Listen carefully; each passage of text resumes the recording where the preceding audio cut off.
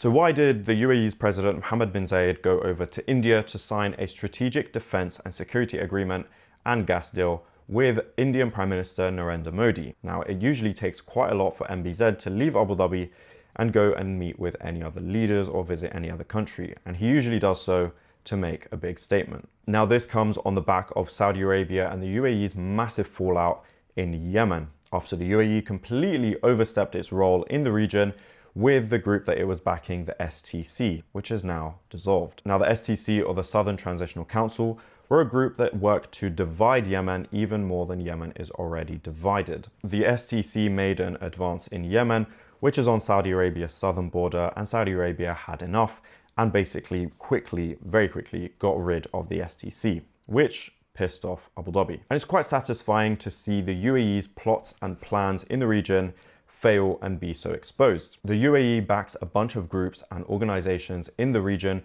which work to divide and weaken a lot of other countries. Most striking example probably being the RSF in Sudan, genocidal militia group which have killed thousands, maybe even hundreds of thousands of Sudanese people, the UAE being their main backer and supplier of weapons. Now, the UAE's deal with India, a non-Muslim, non-Arab country, which is also a nuclear power, comes in parallel to a potential massive and very important strategic defense deal between Saudi Arabia, Turkey, and Pakistan, another nuclear power, which shows that a lot of Muslim and Arab countries are coming together to kind of reject a lot of the UAE's plots and plans.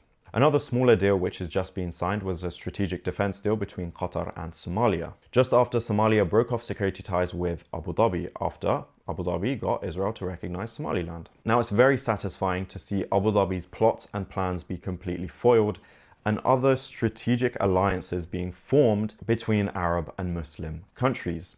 Saudi Arabia probably did the most base thing it's done in a very long time by getting rid of the STC group in Yemen. Now, other countries that are going to benefit from this new alliance will be Egypt, which borders Sudan. Egypt has had a bit of a refugee crisis in the past 3 years, with Sudanese people being forced to flee their country because of the group that the UAE is backing. Now, that was one of the reasons that made Saudi Arabia have to step up and be like, khalas, Abu Dhabi, you've overstepped your line on my southern border, as it would have created a lot more chaos for Mohammed bin Salman, as he's actually trying to focus on internal policies in his country.